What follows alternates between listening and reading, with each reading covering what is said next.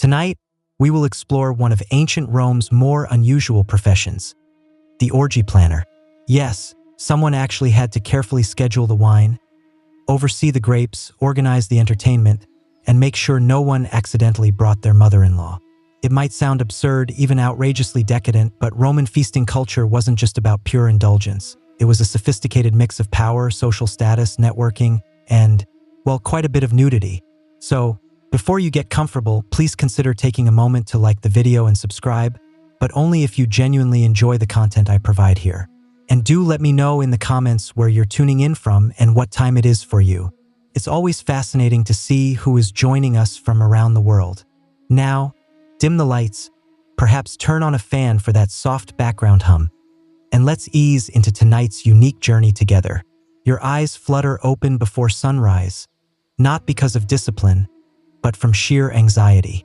You are the carefully chosen planner for tonight's elite Roman orgy, which means your mind has already imagined 17 potential disasters before you've even had breakfast. Your sleeping mat is still warm, your tunic is frustratingly wrinkled, and someone has already slid a scroll ominously under your door. It crackles with a sense of doom. You unroll it with the grim determination of a soldier reading his draft notice. It's from your patron's wife who wants to remind you that last time the rose petals were yellow, not red, and guests noticed. You haven't even had a bite of your barley. Outside, Rome is just beginning to wake up. But you're already mentally juggling flaming wine jugs. Today's guest list includes powerful senators, famous artists, deep philosophers, 2 courtesans who famously hate each other, and rumor has it, someone from the imperial family. Of course, no one will tell you exactly who. It could be a distant cousin or it could be Caligula. Either way, you will surely be blamed if someone's peacock isn't sufficiently massaged. You slide into your sandals and start the day like any diligent Roman orgy planner, with a powerful mix of dread and a trusty clipboard. First on the list, staffing. You sent runners yesterday to secure flute girls, dancers, a harpist, and that one man who walks on his hands while expertly balancing a tray of figs on his feet. None have confirmed they are coming. You strongly suspect at least 2 are currently drunk somewhere in the Subura district. Then there's the food. You've carefully requested oysters, honey-roasted dormice, figs, dates, olives, and several rather questionable meats imported from the eastern provinces. Everything must arrive fresh or, at the very least, convincingly freshish. One bad oyster, and half the forum will be whispering that you deliberately poisoned Senator Gaius. Oh, and do not, under any circumstances, forget the cushions. Last time, one of the couches collapsed under a toga-heavy magistrate, and the resulting drama was definitely political. This time, the couches must be sturdy enough to handle whatever happens on them, and you know exactly what is likely to happen on them. The sun has barely risen, and you're already sweating into your linen tunic. You take a deep breath. You remind yourself, you are a professional, a master of delightful madness, a choreographer of controlled chaos. It's going to be a long day, but rest assured, the cushions will be perfectly fluffed, the wine will flow, and the esteemed guests will never truly understand how close you came to screaming. Not yet, anyway. It's still early, and you're already unrolling a fresh scroll. This is today's updated guest list. You read it slowly, mentally preparing yourself for disaster. It isn't just a seating chart. It's a delicately balanced social powder keg, with olives precariously placed on top. Lucius Calpurnius Piso is coming, of course. He comes to everything and always insists on reclining on the main couch, ideally next to someone else's wife. The problem is, his wife Aurelia is also coming. She wasn't invited, but that has never stopped her before. You make a quick mental note. Separate couches, different wine sources, and absolutely no harp solos while they are both in the room. Last time, she threw a jar of fish sauce. Next, Senator Petronius Arbiter has accepted. A witty man, a dangerous man, known for his sharp tongue, and not always in a poetic way. You'll need to seat him far from Junius Blasis, whose poetry Petronius once famously described as a slow death written in meter. Then you see it, Diocyanes and 2 guests, unnamed. The vagueness is frankly insulting. It could be respected clients, it could be gladiators, it could be a giraffe in a toga. You write, flexible seating, West End, and move on. Now for the entertainers. 4 flute girls, 3 dancers, and the mime twins. That's already one more performer than Lucullus approves of. He considers mimes barbaric. His mistress, however, finds them delightful, and his reputation depends on her approval. The guest list isn't just a collection of names. It's a dynamic map of ancient Roman tensions. Politics, power struggles, lust, long-standing family feuds, and old grudges, all reclining together on silk-covered couches, drinking from the same shared bowl of wine. And, of course, the real dread, someone important who wasn't invited. You can already imagine the hushed accusations. It was intentional, a public insult. I'll never lend him my bath slaves again. You roll up the scroll. You draft a new one. You carefully draw arrows, add urgent warnings, and circle key names. You're not planning a simple party. You're managing a live diplomatic simulation, complete with powerful aphrodisiacs and roasted dormice. Still, you've done this before. You'll manage it again. You just hope this time no one stabs anyone over couch placement. Unlike last spring. With the guest list finally settled, or at least stable enough not to immediately fall apart, it's time for the next big crisis. Supplies. Planning a Roman orgy isn't just about pouring wine and lighting torches. It's about creating a menu so incredibly decadent it would make the gods feel underdressed. Your list already fills 3 wax tablets. Let's start with the basics: wine. Not just any wine. It must be Falernian, aged, and expensive enough to make your patron wince slightly. You write, 3 amphorae of Falernian, 2 of Cuban for show, 1 of vinegar to serve to the guests who arrive fashionably late. Next, oysters. Imported fresh from Baiae. They absolutely must be alive when they arrive, or at the very least, convincingly moist. You send a quick note to the seafood vendor, sharply reminding him that last time, half the oysters were already dead, and one guest called it a bad omen. He's still recovering from that incident. Then there are the honey-roasted dormice, a true classic of Roman decadence. Rolled in poppy seeds and generously dipped in honey, they must be plump, not skinny. You request 50, you'll be lucky to get 35, and half of those will still be twitching slightly. You add roasted peacock whole with feathers put back on for dramatic effect, though it tastes like shoe leather, stuffed sow's udder, dates from Judea, figs from Carthage, and cheese wrapped in vine leaves. You also hurriedly write a reminder. No garum accidents near the bread this time. The last event's anchovy-scented rolls almost started a riot. For dessert, you'll need candied nuts, almond cakes, and some kind of visual spectacle. Perhaps a cake shaped like the Colosseum, filled with live songbirds. You'll worry about the baking logistics later. Then comes the vital perfume budget. Myrrh, rose oil, saffron water, and enough incense to make a Vestal virgin dizzy. You make a critical note. Discreetly scent the latrines. You stare at the long list. It looks more like a military supply order than a simple menu, and it will definitely cost more than a respectable villa just outside Ostia. But this is Rome. Opulence is not just expected.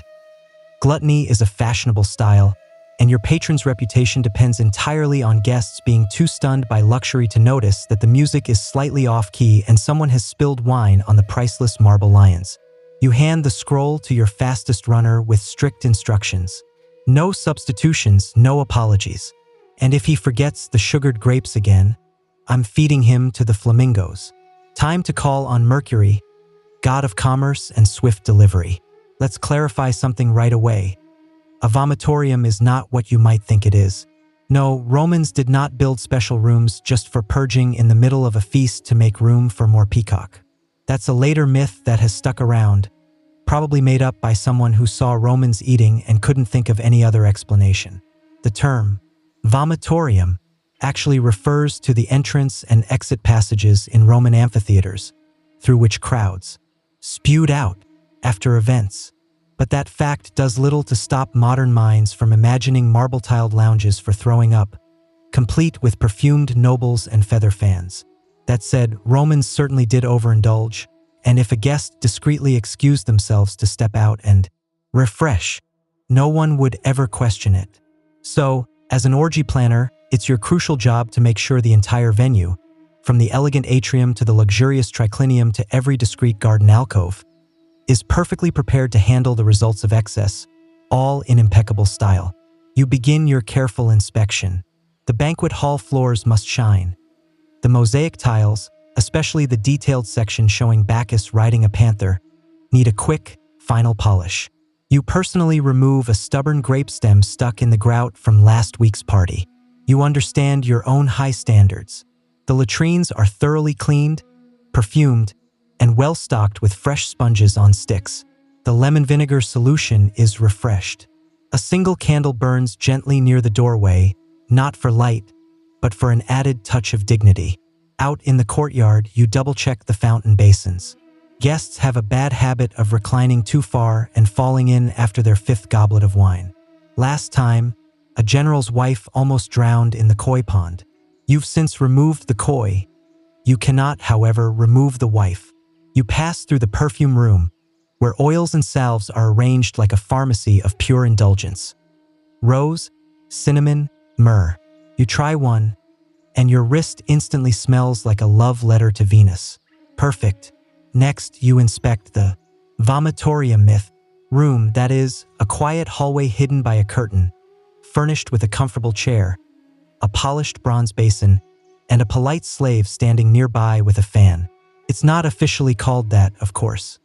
It's known as the retreat, but everyone knows its real purpose, and it, too, must be sparkling clean, scented, and luxurious. No matter how wild things get tonight, no one will leave this party feeling undignified. If they do get sick, they'll do it surrounded by polished marble and tasteful murals of satyrs.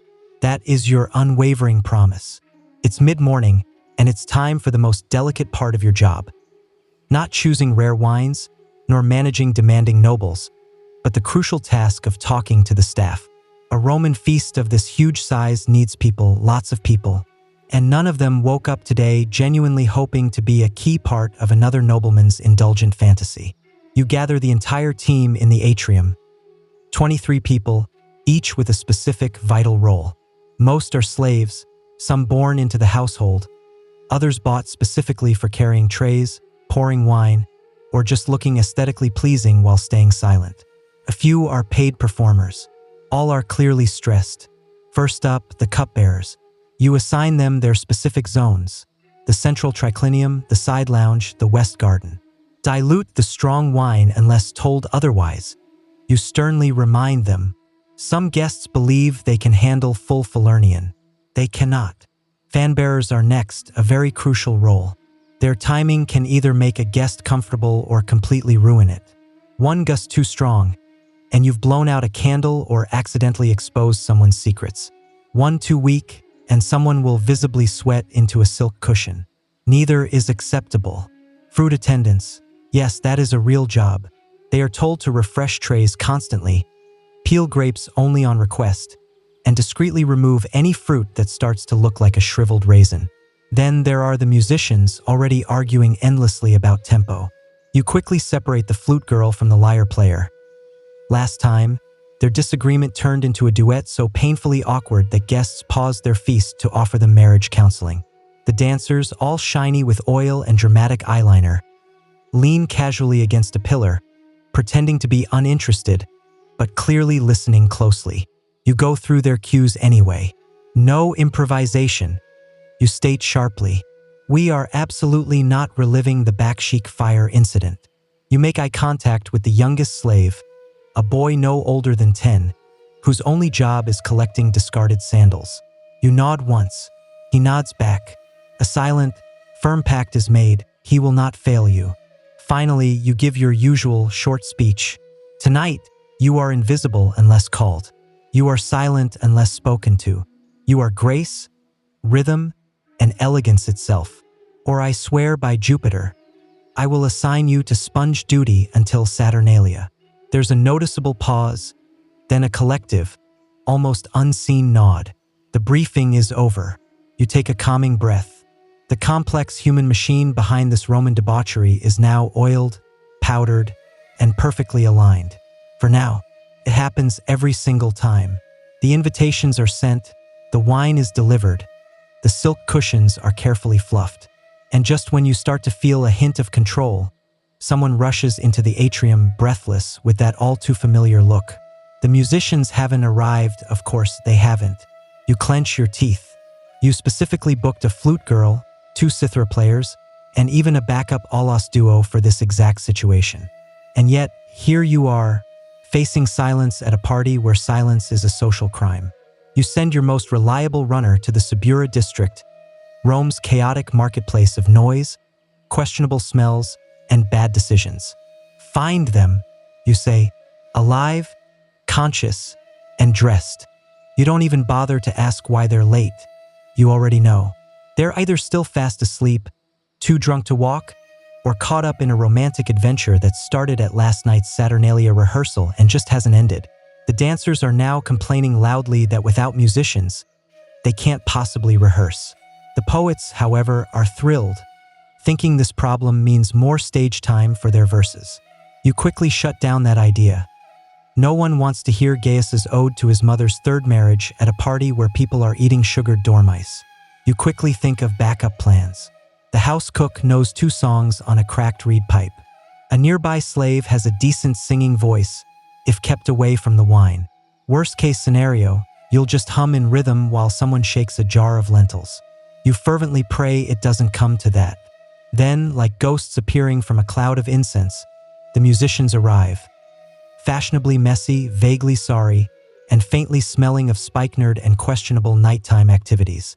One of the flute girls is missing a sandal. The other looks like she's had her heart broken by at least 3 senators. Still, they are here. You assign them their spots. 1 in the atrium, 1 near the main dining hall, 1 in the garden for atmosphere. You emphasize, no dramatic tempo changes, no sad songs, no sudden solos unless someone is actually dying. They nod, sort of. You exhale, crisis averted, for now, but you keep a close eye on the lyre player. He's tuning it slowly, lovingly, far too lovingly for someone who isn't about to ruin everything with an improvised love ballad. You make a mental note, station him near the door. Easy removal. If music is the soul of the party, then seating is the absolute strategy. You're not just placing guests on couches. You're carefully managing rivalries, new romances, and enough unspoken tension to potentially collapse an entire marble villa.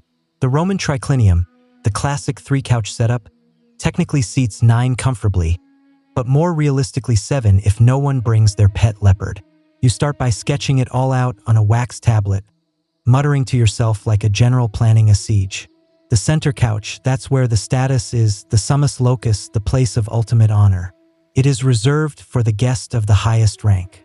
Unfortunately, 2 people believe they are that person. Senator Piso and Governor Crispus.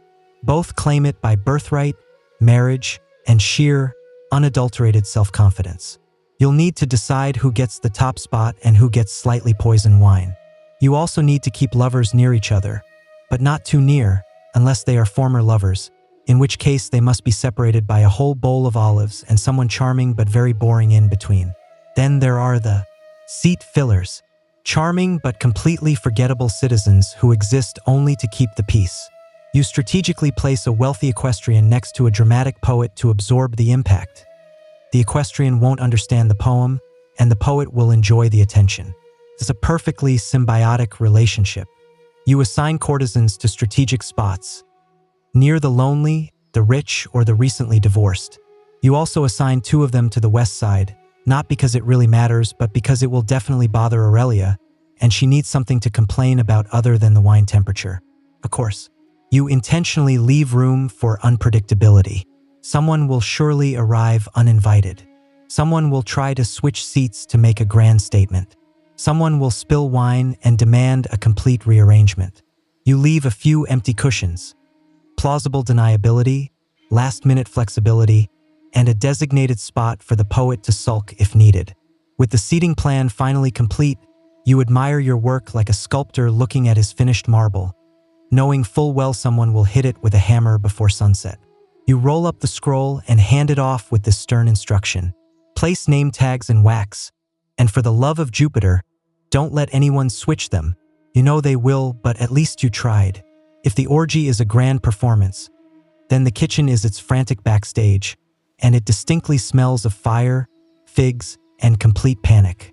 By mid-afternoon, the entire household is a frantic dance of controlled culinary chaos. The main cook, a former naval cook now turned domestic warlord, is already shouting at a terrified assistant about the exact stuffing ratio for roasted dormice. You distinctly hear the words, "Honey, poppy seeds, and I will personally throw you into the Tiber." Excellent. Everything is going according to plan. The main attraction tonight, a peacock, roasted whole, its magnificent feathers carefully put back on for dramatic effect. It looks amazing, tastes a bit like shoe leather, and is mostly served so that wealthy guests can boast about chewing something that once strutted like a diva. The kitchen is also preparing a pig that has been cleverly stuffed with live birds. Yes, that is a real historical detail. You roast the pig, carve it open at the table, and to everyone's surprise, doves fly out. It's impressive, a little unsettling, and only mildly traumatic for the doves. Platters of figs, dates, and honey cakes line the counters. A pastry shaped like the Colosseum is currently being glazed. A slave accidentally eats a piece of it. He is promptly reassigned to continuous grape fanning duty.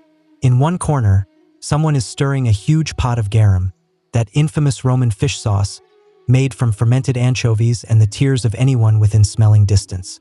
You loudly remind them to keep it away from the bread. One garum-soaked loaf ruined last month's party and started a 5-day feud between two important magistrates. Meanwhile, the wine storage is being carefully arranged. Amphory of Falernian for the most important guests. Cheaper wines for those who won't know the difference. You make sure the amphory are labeled discreetly. You've been burned before, quite literally, by an angry consul with a surprisingly sensitive palate. Every corner of the kitchen hums with clear tension. Platters are being polished, sauces are being reduced, meats are being larded, and pastry horns are being filled with mysterious ingredients. You are everywhere, sniffing, tasting, directing. You're not just managing a meal. You're conducting an edible show, expected to impress, intoxicate, and survive being thrown during an argument. As you walk past the oven, the head cook barks, "If anyone drops another dormouse, I'm feeding them to the peacock." You nod. Things are going well. You'd think choosing a scent would be easy, but in ancient Rome, perfume is a deep statement, and tonight's orgy is no place for amateur scent choices. The guests won't just taste and see luxury. They must clearly smell it. The very air must reek of wealth, irresistible temptation, and the kind of unshakable confidence only those who regularly bathe in imported rose oil can have. So, you go down to the storage room, where countless tiny alabaster jars line the shelves like sacred relics. Myrrh from Arabia, cinnamon oil from Ceylon, saffron from Cilicia, and an experimental blend cleverly named Essence of Nile Lotus, which smells suspiciously like an expensive pond. You've sniffed every single one twice. You start planning the fragrance strategy like a careful battle plan. The atrium will smell of citrus and cedarwood, sharp, fresh, a clean opening scent. The main triclinium, that's for heavier scents. Myrrh, frankincense, a subtle touch of musk. It should subtly whisper, "You might make a mistake tonight," and that's perfectly fine. The private garden alcoves, where secrets will be shared and togas strategically misplaced, get the most seductive blend. Rose, cinnamon, and just enough spikenard to make someone momentarily faint if they linger too close. Then there are the perfumed oils for guests' hands and feet. You tell an attendant to warm them slightly. No one wants cold oil. Cold oil is for barbarians. Warm oil is for seduction and ensuring good lighting. And yes, you've carefully scented the latrines too. You are definitely no barbarian. You tell your staff, "Don't overscent. We want luxury, not suffocation." If a senator walks in and blames his nosebleed on the smell, we have definitely overdone it. One of the dancers asks for a personal scent. Something hypnotic. You give her a blend so strong it once started a minor riot during a Saturnalia feast. You give her a stern warning. She smiles, knowing she will use it anyway. You walk through the halls, trailing your nose like a highly trained dog. The atmosphere is starting to bloom, warm, spiced, luxurious. A perfumed breeze wafts through the triclinium like a whispered secret. You nod. This is exactly what indulgence smells like. Perfectly scented, beautifully lit, and fully armed with intoxicating smells. The house is nearly ready for its guests. All it needs now is a touch of chaos. It's late afternoon. The air is thick with the scent of warm citrus, roasted meat, and very expensive decisions. You've assigned every single task, subtly threatened everyone necessary, and successfully bribed the harpist to stay sober until at least dessert. Now comes the moment of truth, the final walkthrough. You start at the entrance, where oil lamps are being carefully lit one by one. They flicker gently across polished marble, casting a golden glow that clearly says, "You're not poor, not tonight." A flower boy sprinkles fresh petals at the entrance. You remind him not to overdo it. Last time, someone slipped on lavender and tried to sue the household. In the atrium, the bronze fountains are flowing, grapes are absurdly piled in impractical displays, and pillows have been beaten, fluffed, and placed with an unnatural symmetry. You subtly move one cushion to make it look less staged. It's crucial that luxury feels completely effortless, even if it has taken 32 grueling hours and 2 minor emotional breakdowns to achieve. Next, the triclinium, the main event space. Tables are low, recliners are perfectly angled, and each cushion has been thoroughly dusted, perfumed, and strategically rotated to hide any lingering wine stains from last month's senator's birthday disaster. You do a quick bounce test, soft enough for comfort, firm enough to withstand vigorous activity. You check the table settings. Gleaming silver goblets, polished bronze platters, beautifully blown glass amphorae. Bread is artfully arranged. Cheese is sweating slightly, but you decide it. Adds authenticity. You discreetly remove a beetle from a fig.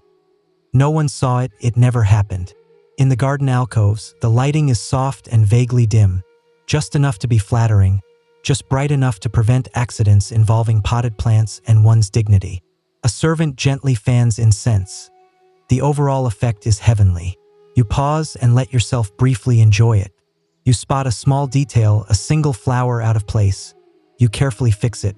Another small detail, a curtain that isn't quite even. You adjust it. A final, complete check. You inhale deeply. You listen. You walk through the space as if you were a discerning guest. It's beautiful, ridiculous, excessive, perfect. You sigh. For a brief moment, you let yourself believe it's all under control. Then someone rushes in. The guest of honor has arrived early, and, of course, he brought 3 extra wives. You smile tightly, straighten your tunic, and step firmly into the chaos. The first knock isn't so much a knock as a dramatic thump, immediately followed by loud laughter. You take a deep breath. Here we go. The door swings open. A slave pulls back the curtain with just enough flair to impress but not overshadow the entrance of your first guest, Lucius Calpurnius Piso, who walks in as if he owns the whole place, despite not having paid for a single thing. He smells of strong wine, pure ambition, an imported cologne that costs more than a soldier's yearly wage. He greets you with a wide smile and a secretive wink. "Tonight, my friend," he declares, "we make Bacchus blush." Trailing behind him is a group of courtesans, a minor poet, and a man carrying a small lyre who may or may not have been invited. You decide not to check. Guests start to pour in. Flowing robes, gold-threaded tunics, intricately embroidered sandals, and looks of fake boredom. They've all arrived early to show their importance, and they've all clearly had at least one drink to show their relaxed mood. You mentally adjust the wine rations. A slave offers perfumed towels. Another presents rose water. One guest rudely refuses both and instead demands a small jug of something. More Dionysian. You give him spiced wine, he calls it intellectual. You do not correct him. The garden fills with murmurs. Introductions, subtle judgments, quiet conversations that are paradoxically louder than actual talking. Someone has already asked about the flute girls. Someone else is eyeing the fruit pile as if it owes them money. You keep moving, nodding, making small adjustments. You quickly separate two senators who haven't spoken since the goat insult incident. You notice that Governor Crispus is reclining far too close to someone else's wife, and that the poets are gathering in a corner like storm clouds. One of the dancers starts too early. You snap your fingers. Not yet. Timing matters. If everything starts too soon, it loses its mystery. If it starts too late, guests complain. You want suspense. You want simmering scandal. You pass a serving tray, discreetly take a grape, and keep walking. You spot one guest already sleeping gently on a cushion. Another is polishing a dagger with butter. So yes, it's going well for a Roman orgy. Controlled chaos is the highest compliment. And tonight, you're almost insulted by how smoothly it's going. The lyres are tuned, the flute girls are finally sober, or at least well-balanced, and the dancers are carefully oiling their limbs as if getting ready for battle. You give the final nod. The entertainment begins. A hush falls over the triclinium as the first dancer gracefully steps forward, golden veils flowing, anklets jingling. Her eyes fixed somewhere between divine inspiration and complete boredom. She begins to move. It's graceful, hypnotic, and exactly the level of theatrical sensuality that makes elderly senators feel poetic. The flute joins in slow, spiraling notes that drift through the perfumed air like delicate incense. For a brief, beautiful moment, the whole feast falls into a collective rhythm. Chewing slows, conversations quiet down. Even the poet stops trying to recite. But then, of course, something goes wrong. A guest loudly demands a reenactment of the myth of Leda and the swan. Another counters, no, Orpheus in the underworld, with real torches this time. A third suggests something involving naked gladiators, a water jug, and interpretive juggling. You smile politely and assure them it's all part of the plan. Meanwhile, the mime twins, who were explicitly told to wait until the third wine course, enter early and start miming an exaggerated scene of seduction involving a fig and a sausage. Half the room bursts into laughter. The other half looks completely confused. One man applauds as if it's a performance at the theater of Pompey. You resist the overwhelming urge to pour wine directly into your eyes. The dancers continue. The musicians bravely try to adapt. You spot the harpist improvising something sad, possibly because she's just realized she's playing in the wrong key. Then someone throws a peach. At first, it seems accidental. But then, another guest retaliates with a figure. Now it's participatory. You quickly step in, raise your hand, and declare it. A symbolic offering to Bacchus. Everyone cheers. Crisis averted. You make a firm note to never serve throwable fruit again. The entertainment moves forward. Music, movement, whispers, laughter. A flame dancer performs dangerously near the pool. A flute girl stumbles. A guest proposes marriage to a statue. It's glorious, perfumed, theatrical chaos. And this is exactly where you shine. Orgy planner, stage manager, mood wrangler, fig diplomat. You subtly adjust a lamp, nod unseen to a server, and glide silently through the shadows, as if any of this was your exact plan. By the third course, the wine isn't just being served, it's being worshipped. The guests, draped across their couches like drunk gods, are in full swing, laughing too loudly, flirting too boldly, and completely forgetting basic facts like who they came with. You've told the servers to strategically water down the wine. Falernian is strong. One jug can convince a senator to sing spontaneous poetry or confess to tax fraud. You dilute the wine for the overly ambitious and leave it pure for the already hopeless. It's diplomacy by the jug. The conversations get less philosophical and more intensely personal. A young noble loudly compares his wealth to Jupiter's. A merchant boasts about owning 3 villas and a camel. A woman in pearls whispers a scandalous joke about the emperor's feet. You pretend not to hear her. If she gets exiled, you'll genuinely miss her. She's excellent with seating arrangements. Across the hall, a poet is trying to seduce a philosopher using verse that sounds suspiciously stolen. You walk past just in time to hear, "Your eyes are like olives, dark and briny." You do not step in. Meanwhile, two courtesans are locked in a passive-aggressive compliment battle.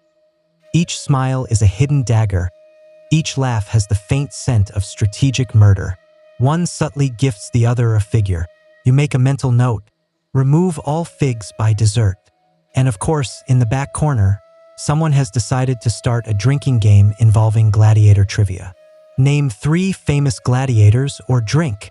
Someone shouts. A minor senator tries to bluff his way through an answer. He is loudly booed. He drinks. He then collapses gently into a pillow and starts quoting Virgil. In the garden, a guest is giving a speech. He thinks he is being deep. He is, in fact, just explaining how many slaves it takes to keep a marble fountain clean. No one stops him. It's tradition. The wine flows faster now. Jugs are opened like promises. Cups are never empty. Boundaries blur. Names are forgotten. Stories are exaggerated. The orgy.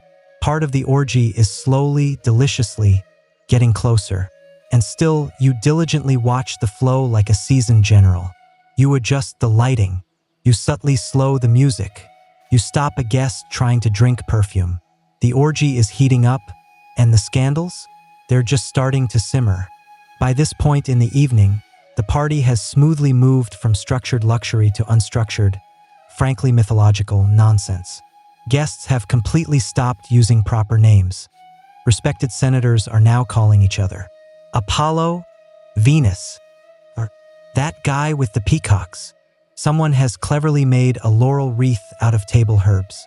You spot 3 people in the fountain. One seems to be trying to baptize the others. You wisely decide not to ask.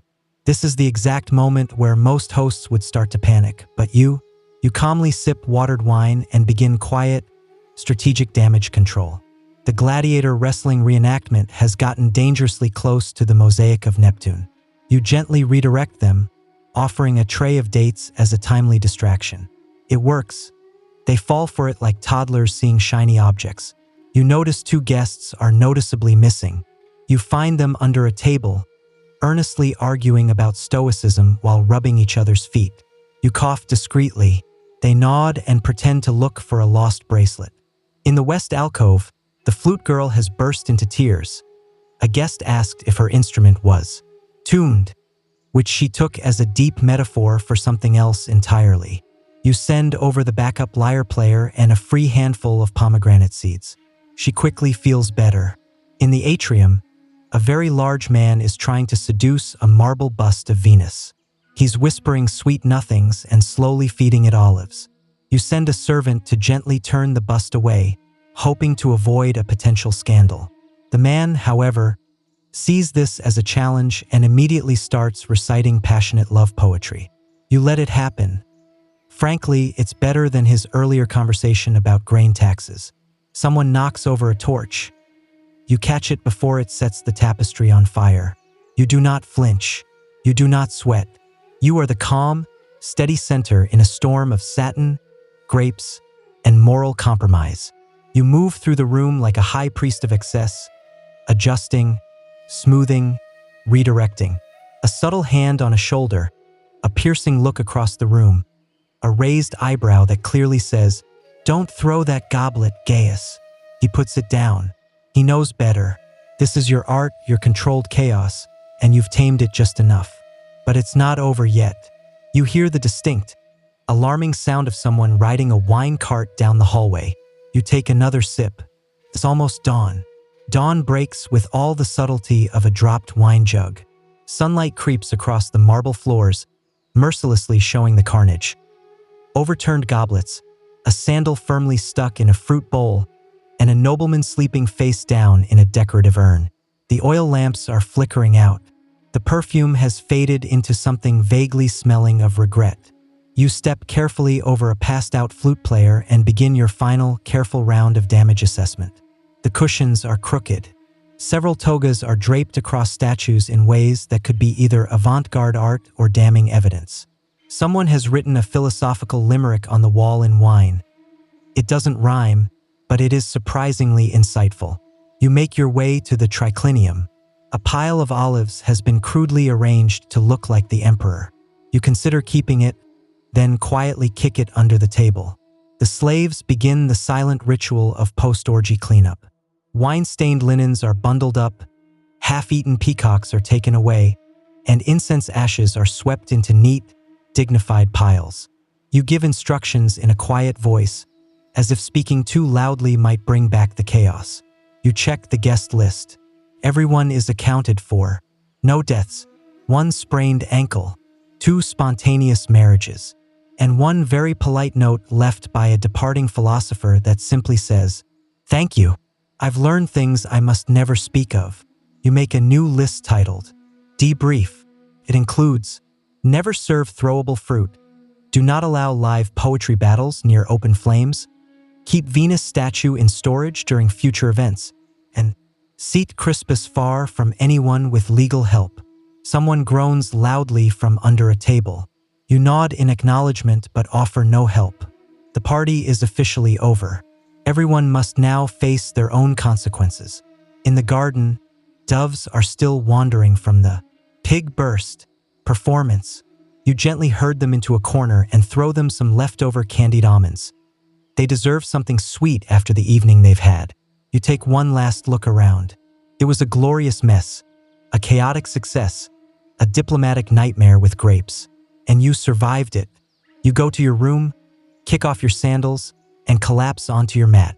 No applause, no awards, just the deep knowledge that no one saw the underlying chaos because you carefully absorbed it all. Tomorrow, they'll tell grand stories about how absolutely perfect it was. You'll just sleep. It began with a whisper of wind, dry, crackling, bitter. The soil of the Great Plains, once rich and black, had turned to powder. And now that powder took to the air. Farmers who once danced in golden wheat fields stood helpless as their land, their very future, quite literally blew away. The 1930s were hard on everyone, but for families from Oklahoma, Texas, Kansas, and eastern Colorado, the land itself became the enemy. They had trusted the soil. That was the deep tragedy. Encouraged by government incentives and tempting promises of wealth, thousands of families had relentlessly plowed up native grasses to make way for row after row of wheat. But they were never told that those native grasses were the only thing really holding the fragile land in place. And when the rain stopped in 1931, it did not return year after agonizing year. The drought got worse and worse. Without deep roots, the topsoil had nothing to hold it down. It began to lift, carried away by the constant wind in ever-thickening, dark clouds. The storms came suddenly. One moment, the sky was a clear blue. The next, it was an inky black, as if night had suddenly fallen in the middle of the day. Walls of dust, hundreds of feet high, swallowed entire towns whole. Livestock suffocated. Cars stalled. Children developed debilitating dust pneumonia. Mothers desperately sealed windows with wet towels and stuffed newspaper into the cracks of doors. But the relentless dust still slowly crept in, coating dishes, furniture, and lungs. People began to call it the Dust Bowl. On April 14, 1935, a day forever remembered as Black Sunday, a storm of such huge size swept across the plains that some genuinely believed the world was ending. A preacher in Oklahoma reportedly told his congregation to go home and prepare for judgment. That storm stretched for over 200 miles, completely blocked out the sun, and turned day into oppressive darkness for thousands. And with it came a chilling realization. They could not stay. The soil was gone. The crops were gone. The livestock were dying. Children were literally coughing up dirt. What was once a land of fervent hope had become a desolate graveyard of dreams. And so, with battered pickup trucks, rickety jalopies, held together with wire, and every meager possession strapped precariously to the roof, families turned west, toward California, toward survival, toward something, anything, better than this despair. They didn't yet know what was waiting for them on the other side, but they knew exactly what they were fleeing from, and it was quickly catching up to them. The road west was not paved with gold. It was paved with pure desperation. As the Dust Bowl ravaged the plains, A migration unlike any other in American history began. Families crammed into rickety Fords and Chevrolets, often with 4 flat tires and more children than seats. Everything they owned, mattresses, kettles, washboards, cherished heirlooms, was tied down with coarse rope. Their destination was a distant dream, California. Route 66 became the vital artery of this escape. It stretched from the Dust Bowl states to the Pacific, winding through New Mexico, Arizona, and into California's sprawling Central Valley. For many, it wasn't just a road. It was a lifeline. Towns along the route filled with desperate migrants. Makeshift camps sprang up near gas stations, and any rest stop with running water quickly became a temporary home. They arrived by the thousands. An estimated 2.5 million people fled the southern plains during the 1930s. Most were small-time farmers, sharecroppers, and field hands. They left behind mortgages they couldn't possibly pay, fields they couldn't save, and homes they could no longer live in. Many never looked back. Others wept openly as they crossed the state line. But California was not the promised land they had imagined. Newspaper ads had advertised abundant farm jobs and lush, fertile fields, but the reality was much harsher. By the time most migrants arrived, the Great Depression had already choked much of the economy. Work was scarce, and wages were far lower than what was needed for simple survival. At the state border, California Highway Patrol officers began turning people away if they seemed too poor, derogatorily nicknamed Okies. Regardless of whether they were actually from Oklahoma, these migrants were viewed with deep suspicion and often open hostility. Locals feared they would bring crime, disease, or worse, fierce competition for the few available jobs. Still, the travelers pushed on. In makeshift camps cynically called Hoovervilles, named after President Hoover, whom many blamed for their terrible situation, they slept under tarps and cardboard. In the fields, they picked peaches, grapes, cotton, whatever was in season. Their children worked alongside them, often in the scorching heat. A day's small pay might buy a little bread, maybe some beans. And yet, even through deep hunger and public humiliation, they clung to a tough hope. Hope that the next field would pay better, that California would eventually deliver on its elusive dream, that the long, dusty road, however hard, truly led somewhere better. Because to turn back wasn't just impossible.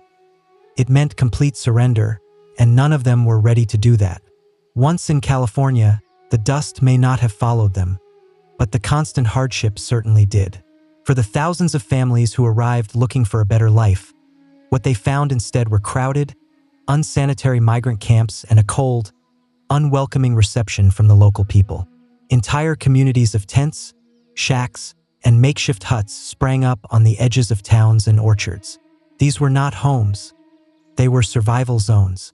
Families crammed into shelters built from salvaged wood, tin scraps, cardboard, and canvas. There was little to no privacy. Water came from shared pumps. Toilets were often just simple dugout pits, shared by dozens. Sickness spread quickly. Malnutrition weakened the old and the young. Babies cried for milk. Parents prayed for work. The air might have been cleaner than Oklahoma's, but the overall mood was still suffocating. Tensions grew. Local Californians saw the migrants as a serious threat. They feared that the constant flood of desperate laborers would lower wages, and in this fear, they were right. Growers could now offer mere pennies for backbreaking fieldwork, knowing that somewhere, someone would be desperate enough to take it. And so, wages dropped, working conditions got worse, and exploitation became the tragic norm. Sometimes, the migrants' only refuge came from the federal government. The Farm Security Administration, FSA, set up a handful of carefully organized labor camps, like the one in Arvin, California, offering sanitation, basic medical care, and a sense of basic dignity. These government camps were very different, organized, clean, and even remarkably democratic. Residents elected their own committees and settled disputes themselves, creating some of the only democratic spaces these families had ever known. But there just weren't enough of them. Most families lived outside this small safety net, in the informal, often lawless settlements that surrounded the agricultural valleys. They were often harassed by local police, driven out of towns by angry mobs, or forced to constantly move to avoid being found. Local authorities often called them vagrants. Some children were flat out denied schooling. Others were too sick or too busy working in the fields to go. And yet, even in these harsh camps, a powerful culture of resilience began to grow. People played guitars around flickering campfires. They shared stories. They shared their small amounts of food. They sang songs like Hard Traveling and Dust Bowl Refugee, giving voice to their deep pain and their unwavering perseverance.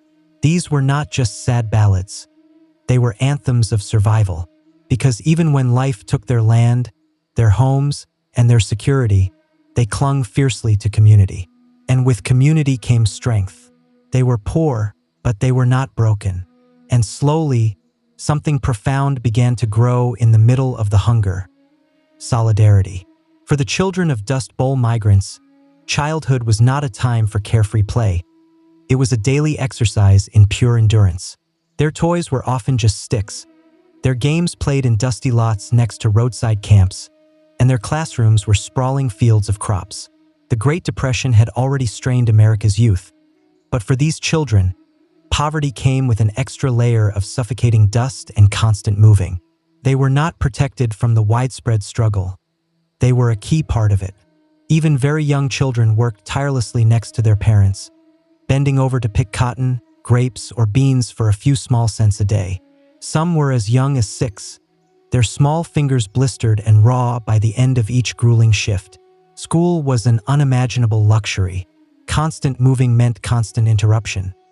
By the time they enrolled in a new school, it was often time to move again.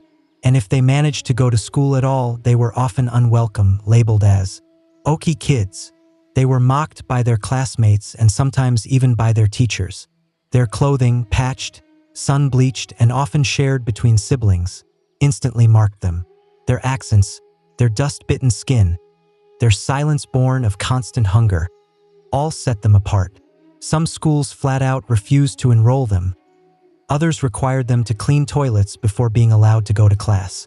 Yet, in the middle of such great hardship, these children developed an unusual grit and resourcefulness. They learned to care for younger siblings while their parents worked in the fields. They carried heavy jugs of water to the laborers, mended broken shoes with scraps of rubber, and helped stretch small meals made of beans, cornmeal, and lard. Despite the overwhelming odds, there were small, precious wins.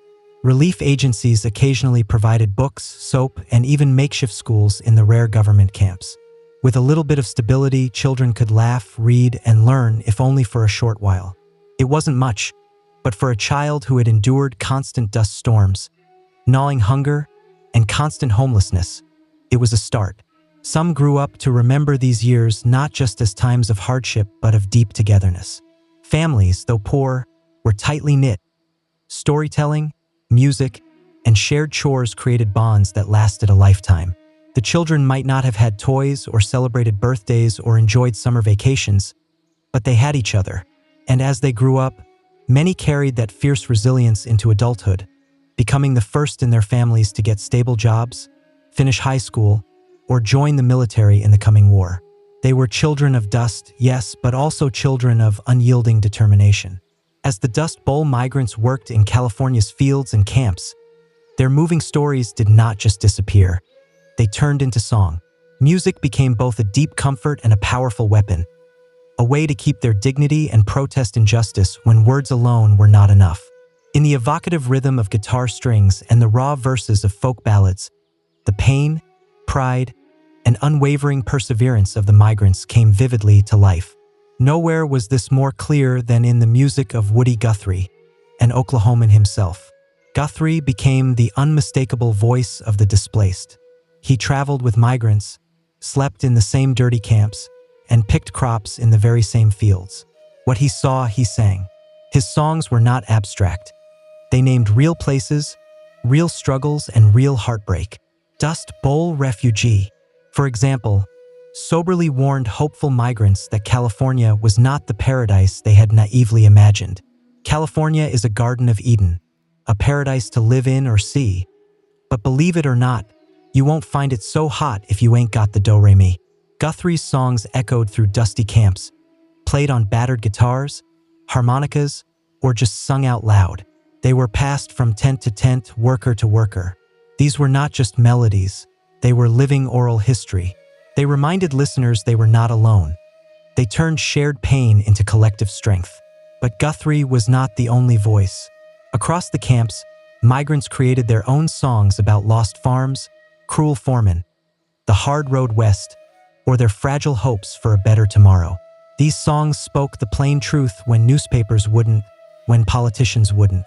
They expressed the bitter realities of exploitation, hunger, police harassment, and shattered dreams, but also of lasting love, unwavering faith, and tough resistance.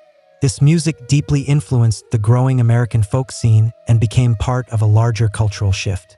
It exposed listeners beyond California to the harsh realities of life for Dust Bowl refugees. It fostered empathy. It subtly planted the seeds of activism. Over time, these songs helped build support for reform. They humanized statistics. They cut through indifference. They challenged the common story that the migrants were lazy or unwanted. In melody, they proved otherwise, because when the land failed, and the work was cruel, and the people were hostile, there was still the music. It fed souls when bodies starved. It gave a voice to the voiceless, and it reminded every man, woman, and child under a canvas roof. You matter, you belong, you endure. The migrants had their songs, but they also found a powerful voice in literature, one that would be heard far beyond the dusty camps and sun-baked fields. That voice belonged to John Steinbeck, a California native who personally saw the Dust Bowl migration firsthand and turned the deep struggle of the displaced into one of the most powerful novels in American history. The Grapes of Wrath, published in 1939. The Grapes of Wrath carefully followed the fictional Joad family from Oklahoma as they made the harrowing journey west and faced the brutal realities of migrant life. But while the characters were fictional, their suffering was painfully real. Steinbeck had traveled extensively through migrant camps, spoken closely with families, and documented their lives in searing detail. He was outraged by what he saw: widespread malnutrition, rampant police violence, systematic wage theft, and the constant erosion of human dignity. His words were not gentle. They were raw, furious, and unflinching. He vividly described babies starving to death, men breaking under the weight of humiliation, and women doing backbreaking labor while desperately hiding pregnancies. Steinbeck did not romanticize the poor. He deeply honored them. He saw in them a fierce resilience that stubbornly refused to die. The novel caused a firestorm when it was released. Some critics called it un-American. Growers and local officials strongly denounced Steinbeck, accusing him of gross exaggeration and slander. One California Chamber of Commerce even publicly burned copies of the book. But readers across the country simply could not look away. Suddenly, the faceless, Okies, had names, stories, and beating hearts. Steinbeck's work did more than just raise awareness. It forcefully pushed for real action. His careful reporting, combined with the huge influence of the Grapes of Wrath, helped pressure the federal government to launch investigations into labor abuses and to significantly improve conditions for migrants. It drew critical national attention to a crisis many preferred to ignore. And just as importantly, it preserved a vital record. Long after the camps disappeared and the winds finally settled, Steinbeck's story remained. For the children and grandchildren of the Dust Bowl migrants, it became a touchstone, undeniable proof that what their families had endured truly mattered, that their immense struggle had been seen. In a time when the poor were largely expected to suffer in silent obscurity, the Grapes of Wrath shouted. It demanded that the nation listen, and listen many did. Because sometimes the most powerful form of resistance isn't a protest sign or a rallying song. It's a story, and Steinbeck told it like no one else could. As the Dust Bowl migrants poured into California and the American public began to understand the sheer size of the disaster, the federal government under President Franklin D. Roosevelt was forced to act. The suffering was simply too visible to ignore. Children were starving, camps were overflowing, fields were filled with desperate laborers, and America's cherished image of itself as the land of endless opportunity was falling apart in real time. Enter the New Deal. Roosevelt's sweeping series of programs designed to rescue the country from the depths of the Great Depression. While the New Deal didn't magically solve every problem migrants faced, it definitely marked a crucial turning point. Agencies like the Resettlement Administration and, later, the Farm Security Administration (FSA) were created to offer desperately needed aid, restore dignity, and try to implement long-term solutions. The FSA, in particular, focused intensely on the deep struggle of displaced rural families.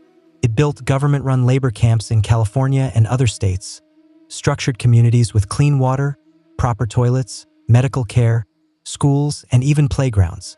These camps weren't luxurious, but to families who had slept in ditches and roadside tents, they were practically sanctuaries. Residents elected their own leaders and handled disputes themselves, creating some of the only democratic spaces these families had ever known. The camps also became vibrant cultural centers. There were libraries, music events, and even classes in English and farming. For many, they were places where a new kind of rural American identity began to form, one that deeply valued self-governance, solidarity, and pride. Outside the camps, the New Deal offered jobs through programs like the Works Progress Administration, WPA, and the Civilian Conservation Corps, CCC, although these were often hard for transient migrants to get. But one of the most lasting contributions came not in dollars, but in powerful documentation. Under the FSA's direction, a team of photographers, including the famous Dorothea Lange, was sent to capture the raw human cost of the crisis. Her haunting photo, Migrant Mother, instantly became an iconic symbol of Dust Bowl-era suffering. It gave the faceless a face. It gave the ignored a voice. Still, not all relief efforts successfully reached everyone. Racism, bureaucratic red tape, and local resistance often excluded the very people who most desperately needed help. Yet, for many families, the New Deal wasn't just a policy. It was a vital lifeline. It was undeniable proof that the government, at last, was genuinely trying to listen. And for once, help arrived before it was truly too late. By the late 1930s, many Dust Bowl migrants were no longer just surviving. They were actively organizing. Years of constant exploitation, broken promises, and dehumanizing labor conditions had pushed them to a breaking point. What began as quiet complaints in the fields grew into a powerful movement, a wave of strikes, boycotts, and labor protests that swept through California's agricultural valleys as migrants bravely demanded better wages, safer working conditions, and basic human dignity. It was a dangerous gamble. Growers were incredibly powerful. They had significant wealth, political connections, and the full support of the local police. Striking workers were often arrested, brutally beaten, or forcibly driven out of towns. Some were blacklisted from future jobs. Others were violently attacked by hired enforcers. But despite the great risks, the workers stood their ground. Organizations like the Cannery and Agricultural Workers Industrial Union, CAWIU, and the United Cannery, Agricultural, Packing, and Allied Workers of America, UCAPAWA, began to emerge, offering a rare but absolutely essential support system. Though often underfunded and fragmented, these unions helped teach workers how to negotiate, how to protest peacefully, and how to carefully document abuses. For many migrants, especially women, joining a strike wasn't just about money. It was fundamentally about finding their voice. Mothers marched with children in their arms. Teenage daughters stood firmly beside their fathers on picket lines. In some camps, entire families were evicted for daring to unionize. Yet, their courage remained unwavering. In 1933 and 1934, massive cotton strikes broke out across the San Joaquin Valley. Thousands walked off the job, while growers tried to break the momentum with intimidation and open violence. The strikes gained national attention, and after long, hard weeks of protest, workers got a modest pay raise. Undeniable proof that resistance could, indeed, work. Journalists and writers carefully documented these uprisings. Photographers captured iconic images of tired but deeply defiant pickers. Labor organizers like Luisa Moreno and Dolores Huerta, though their most famous work would come later, stood on the shoulders of these early migrant movements. The Dust Bowl refugees were not just poor, desperate people. They were political actors, resilient survivors, fierce fighters. Even as their accents marked them as outsiders and their humble clothes showed their poverty, they steadfastly refused to be silenced. They were no longer just victims of weather and economics. They were now actively shaping the story. In standing up for themselves, they began to change not just their own lives, but the very future of labor in America. And their fight was only just beginning. By the early 1940s, the worst of the Dust Bowl had finally passed. Rain at last returned to the dry plains. The economy, greatly boosted by the huge demands of World War II, began a strong recovery. Many migrant families who had once wandered desperately from field to field found permanent homes, steady work, and a fragile but precious sense of normalcy. But the migration had already left a deep, irreversible mark on American society, culturally, politically, and emotionally. The children who once picked fruit under a blazing sun grew up to serve with honor in the military, go to college through the transformative GI Bill, and raise families of their own. Some became farmers again, this time with a much greater respect for conservation and the fragile land. Others moved to growing cities like Los Angeles and Bakersfield, laying the foundation for working-class neighborhoods that still thrive today. Culturally, the Dust Bowl migration deeply reshaped California. Once seen as unwanted outsiders, Okies gradually became a key part of the state's very fabric. Their music, language, and values mixed with local traditions, giving rise to new genres like the Bakersfield sound.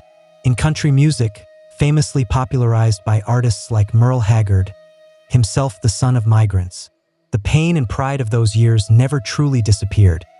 They simply found new, powerful ways to be expressed. In literature, The Grapes of Wrath became a permanent fixture on American bookshelves, a moving reminder of both the nation's capacity for cruelty and its potential for deep compassion. In politics, the Dust Bowl era helped fuel the growing labor rights movement, spurred critical land conservation efforts, and created a broader awareness of the desperate need for a social safety net. The lessons were not just historical, they were fundamentally environmental. The Dust Bowl starkly taught America the deep danger of abusing the land. Soil conservation districts were created, farming techniques were reformed, and ecological stewardship became a crucial national conversation. The deep wounds caused by reckless agriculture were slow to heal but never forgotten. And perhaps the most lasting legacy was that of unwavering resilience. These migrants had faced nature's wrath, crippling economic collapse, gnawing hunger, and open hate. They had been spat on, shut out, and brutally pushed aside. But they endured, they adapted, and they played a key role in building the modern West. Today, descendants of Dust Bowl migrants still carry the powerful stories of hardship and grit. In dusty family albums, in faded old camp photos, in the raw, authentic chords of a Guthrie song, they remember, because the Dust Bowl wasn't just a disaster. It was a defining chapter of American identity, one written in dust, yes, but also indelibly etched in determination. Imagine a world with no paper, no books, no Google, just memory and voice. That was the stark reality for almost all human societies for most of our existence. Long before alphabets were carefully carved into stone or ink flowed onto parchment. Knowledge was preserved entirely in stories, songs, and spoken rituals. Oral tradition wasn't just a way of sharing information. It was the main engine of civilization itself. In these societies, memory was a sacred duty. Stories weren't told just for entertainment. They were the vital containers of identity, law, morality, and even survival. Elders passed on creation myths, family histories, laws, customs, and taboos. Farmers learned precise planting cycles from seasonal chants. Hunters carefully remembered terrain through rhythmic recitations. Parents taught children crucial life lessons through fables and parables. Everything essential, who we are, where we come from, how to live, was carried in the human voice. Because there was no written backup, accuracy was essential. Oral cultures developed sophisticated memory techniques to carefully preserve knowledge. Rhythm, rhyme, meter, repetition. These were not just stylistic choices. They were powerful mnemonic devices. Stories had specific structures for a reason. Chants and epics were carefully designed to be unforgettable. And they absolutely had to be. In a world where the past lived only in minds and mouths, forgetting wasn't just a lapse. It was a deep cultural crisis. But oral tradition was never static. It was inherently flexible and responsive. Each retelling carried a pulse of the present, allowing a storyteller to subtly adjust a tale for a new audience or change the emphasis depending on the specific context. This natural flexibility allowed oral knowledge to be both lasting and remarkably adaptable, a living, breathing archive. It wasn't stored on dusty shelves. It walked, talked, danced, and sang. Storytellers themselves had immense social power. In many cultures, they were respected figures. They weren't just performers. They were memory keepers, truth-bearers. In some regions, they served as spiritual guides or political advisors. In others, they held the single, heavy responsibility for preserving centuries of collective wisdom. Losing a master storyteller could effectively mean losing a nation's entire history. In the absence of written words, societies did not fall into ignorance. They found other clever ways to thrive. Oral tradition ensured continuity across generations. It stitched time together, connecting the dead to the living, the individual to the community, the past to the future. And in many corners of the world, it continues to do so even today. In the heart of West Africa, history literally walks and talks. It sings. It remembers. It lives vibrantly in the voice of the griot, a multifaceted figure who is at once a historian, storyteller, musician, genealogist, diplomat, and spiritual guide. In societies stretching from Mali to Senegal to Guinea, griots have carefully preserved centuries of collective memory without ever writing a single word down. The fundamental role of the griot isn't just cultural. It's absolutely essential. For the Mande peoples and others, griots are the respected keepers of oral archives, entrusted with the collective knowledge of clans, family lines, and entire empires. They have an encyclopedic knowledge of who married whom, who fought which war, what treaties were carefully signed, and what deep legends lie behind every village name. A griot can recite a genealogy that spans dozens of generations, recited flawlessly and without hesitation. This is not casual storytelling. Griots go through years, sometimes decades, of intense, rigorous training. From a young age, they are carefully trained to memorize thousands of lines of verse, master complex melodies on traditional instruments like the kora, and deeply understand the historical, political, and spiritual weight in each and every word. Knowledge is passed down orally, from master to apprentice, generation to generation. Griots often served at royal courts, advising kings and chiefs. When a ruler considered a major decision, whether to go to war, arrange a marriage into a rival clan, or forge a new alliance, it was the griot who offered crucial historical precedent, gently reminding leaders of past mistakes or long-forgotten ancient promises. In this sense, griots are not just entertainers but deep moral anchors. Their vital role helps ensure continuity, legitimacy, and lasting wisdom in leadership. Even today, in the digital age, griots remain deeply influential. They perform at weddings, funerals, naming ceremonies, and important national events. Their powerful stories remind communities of who they are and what huge challenges they have collectively overcome. Griots hold power through their voice, an extraordinary ability to preserve unity and identity across centuries of deep change. When colonialism threatened to erase African history by ignoring oral sources, griots stood as a living rebuttal. They powerfully proved that memory could endure outside of paper and that oral tradition was not primitive, but deeply sophisticated. In fact, much of what we know today about mighty empires like Mali or Songhai comes not from colonial records, but directly from griots who never stopped singing their histories. They are walking libraries, living time machines, and without them, vast stretches of African history would have been lost forever.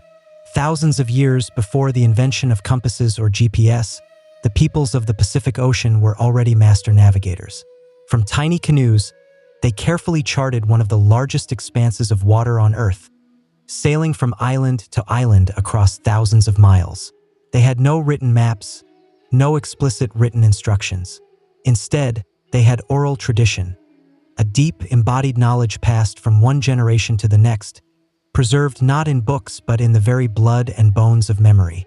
At the heart of this tradition were the wayfinders, highly trained navigators who used the stars, ocean swells, cloud formations, bird flight patterns, and even the subtle color of the water to carefully find their way. This knowledge wasn't guesswork. It was incredibly precise, rigorously tested over generations of epic voyages. But it wasn't written down. It was memorized through chants, songs, and vivid visualizations, taught over many years in sacred training contexts. One of the most famous examples of this oral memory system is the star compass, used by Polynesian navigators. This mental map divided the horizon into specific points aligned with the rising and setting of stars. Each star held deep meaning, direction, and seasonal timing. Wayfinders would chant these stars in a specific order, imprinting entire navigational routes into their minds like a living GPS. The knowledge didn't stop with astronomy. Navigators memorized sequences of islands, detailed stories of past voyages, intricate ocean swells, seasonal winds, and even the oral family histories of their own lineages. This was crucial because navigation wasn't just about travel. It was deeply intertwined with identity. To sail the ocean was to metaphorically trace the steps of your ancestors, to renew your deep connection to them with every single voyage. Oral tradition also protected crucial cultural history. Myths of great migrations, origin stories, and the heroic deeds of legendary seafarers were recited with great reverence. These tales weren't just entertainment, they were vital survival manuals. They told when and where to travel, where fresh water could reliably be found, what dangerous reefs to carefully avoid, and what omens to listen to. When European explorers arrived in the Pacific, they marveled at the amazing accuracy of these navigators. Some initially dismissed their knowledge as mere luck or instinct, but centuries later, modern researchers began to rediscover the immense cognitive sophistication behind it. Today, Polynesian voyaging societies are actively reviving these ancient oral traditions, training new generations in the intricate art of wayfinding without relying on modern technology. Because in Polynesia, to remember is to navigate, to speak is to sail, and to forget is to be hopelessly lost at sea. Long before the written word firmly took its place in Greek culture, bards traveled from town to town, reciting epic tales that would come to define Western literature. Among these master storytellers was a name that has echoed through millennia: Homer. Whether he was a single historical person or a combination of many voices, Homer's Iliad and Odyssey stand as towering testaments to the lasting power of oral tradition. These weren't just static stories. They were dynamic, living performances, recited aloud, often accompanied by the lyre. Homeric epics were carefully transmitted from bard to bard, memorized in their sprawling entirety. The Iliad alone has over 15,000 lines of verse. How could one possibly remember it all? The answer lies in the clever architecture of oral composition. Formulaic language, strategic repetition, and characteristic phrases like rosy-fingered Dawn or swift-footed Achilles. These frequently repeated phrases weren't just poetic flourishes. They served as powerful memory aids, crucial cues carefully embedded in the narrative to help the performer keep their flow. This method of oral composition allowed for natural flexibility. No two recitations were ever exactly the same. A bard could expand or shorten the story depending on the audience, skillfully weaving in local heroes or emphasizing different emotional moments. In this way, oral tradition allowed the epics to remain relevant, continually reshaped by each generation, even as their core story remained intact. Homeric epics were far more than just entertainment. They were deep moral instruction, historical memory, and a cornerstone of collective identity. Through the compelling stories of Troy and Odysseus, Greek audiences absorbed vital lessons on honor, loyalty, cunning, fate, and the unwavering will of the gods. The performances deeply bound communities together, reinforcing shared values and reminding listeners of their key place in the rich tapestry of myth and memory. Even after the revolutionary invention of writing, Homer's works continued to be performed aloud for centuries. The Greeks eventually wrote down the epics, but by then, They had already permanently left their mark on Greek thought, education, and religion. They became foundational cornerstones of classical learning, recited in schools and echoed in the works of philosophers and playwrights. The very survival of Homer's tales is a resounding triumph of the oral world.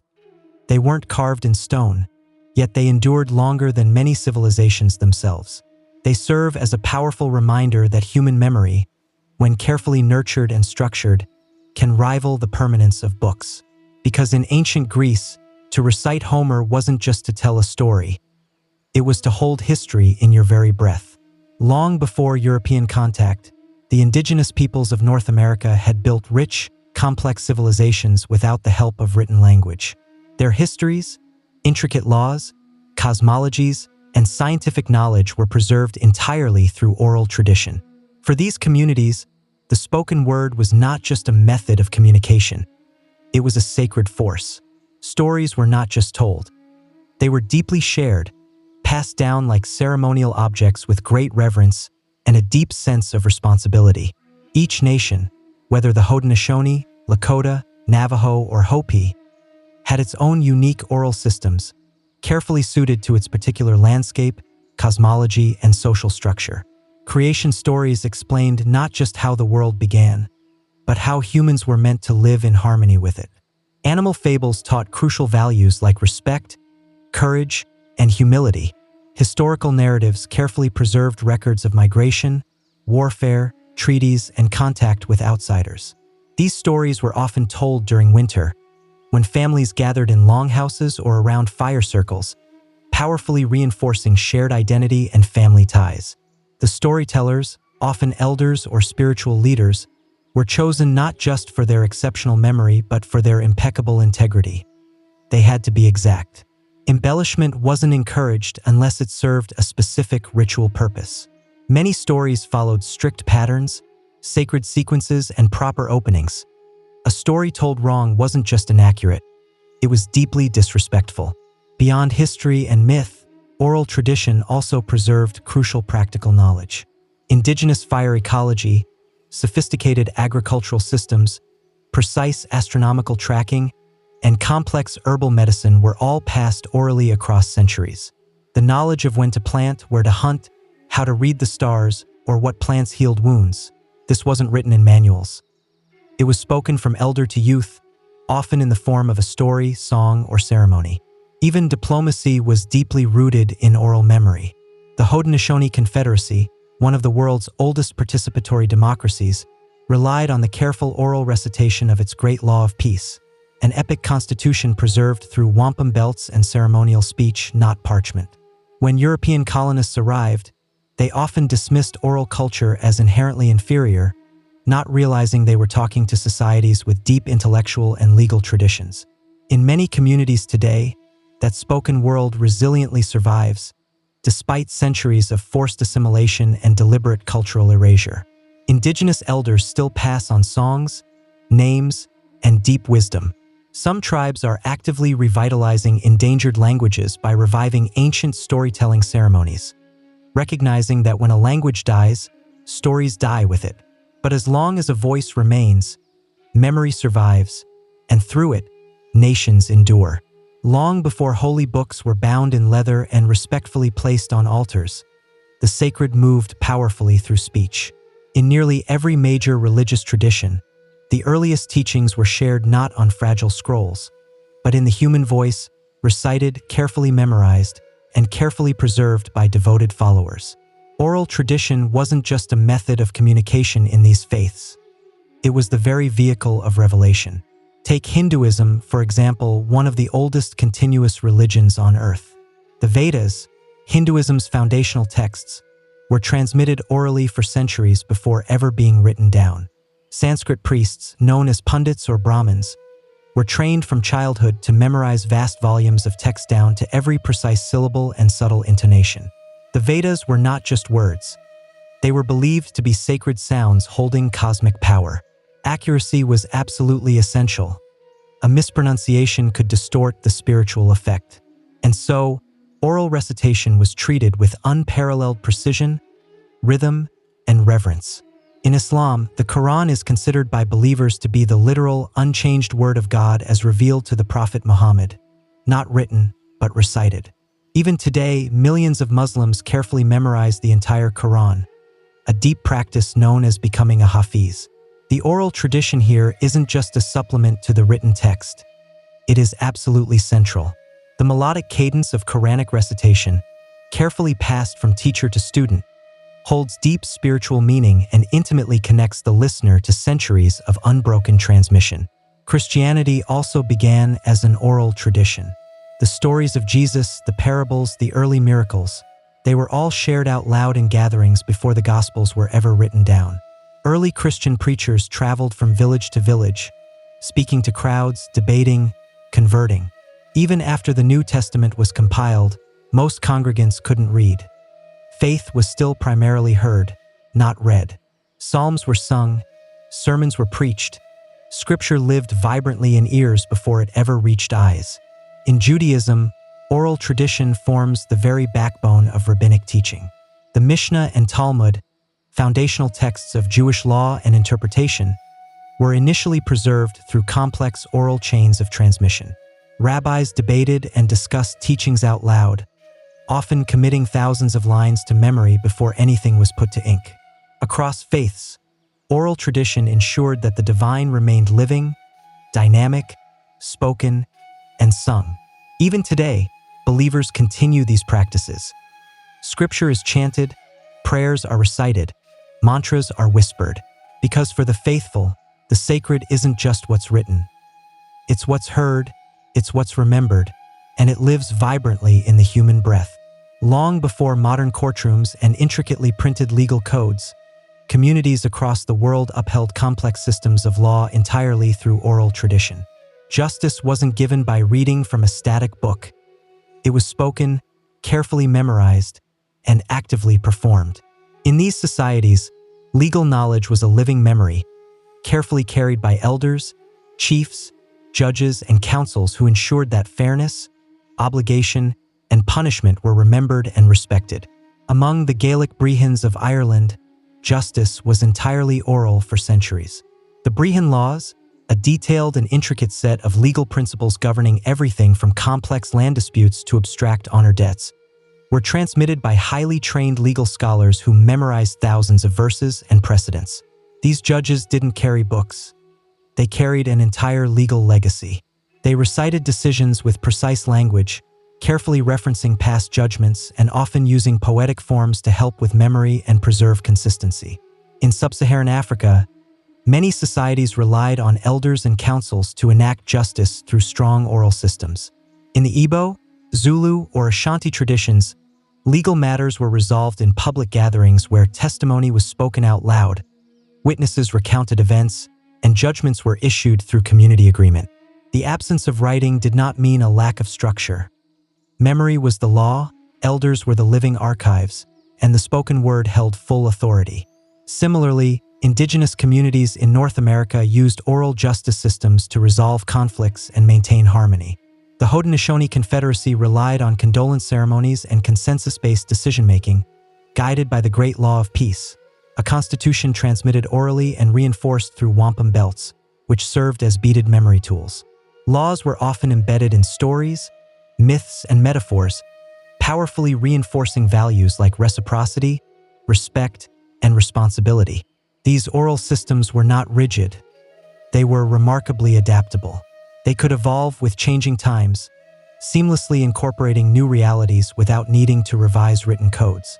This natural flexibility made oral law dynamic, deeply embedded in community life, and often more restorative than purely punitive. When colonial powers forcibly imposed written legal systems, many oral law traditions were sadly dismissed as primitive or inferior, but they were anything but. They were deeply community-centered, historically informed, and carefully designed to maintain social balance, not just to enforce state power. Today, some of these oral legal systems are actively being revived and honored. In places like New Zealand and Canada, traditional justice models are being thoughtfully integrated into formal systems, not because they are quaint, but because they clearly work. Because in oral law, justice isn't something you read. It's something you hear, something you remember, and something your entire community deeply understands. At the very heart of every oral tradition lies a human being, the storyteller. More than just a narrator, the storyteller is a skilled performer, a dedicated teacher, and an essential guardian of cultural memory. Whether standing before a royal court or sitting intimately by a village fire, they expertly use voice, gesture, rhythm, and raw emotion to turn ancient memory into a vibrant, living experience. In oral societies, storytelling isn't just an act. It's a carefully crafted art form with a clear structure, rigorous training, and a deep purpose. Memory is the storyteller's greatest tool. But this isn't memory as most people usually understand it. Storytellers often train from childhood, absorbing tales word for word, gesture for gesture, tone for tone. They learn through long apprenticeship, attentively listening to masters for years before ever daring to tell a story themselves. Precision is crucial.